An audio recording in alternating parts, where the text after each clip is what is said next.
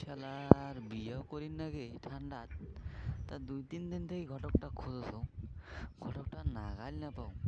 বাপরে বাপ, ঘটকও হয়েছি আর গিলে।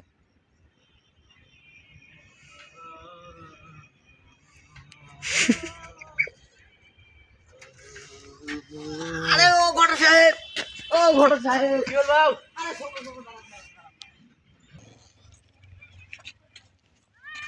কি হল বাবু তোর?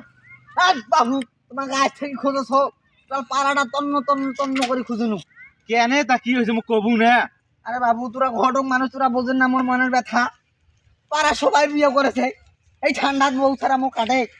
এত সব বিয়ার কত চলে, গাবে গরম হয় না, খালি বিয়াবে করি মনে হয়, বিয়াবে করি মনে হয়। এই পাড়া ঘটনা, সবাই বিয়ে করলে এই ঘটনা তুই মোক আগত কবু না বা। তোমার কবার নাকবি, দেখাবে না চেহারা আমি বড় হসু, মোক বিয়ে দিবে নাকবে না।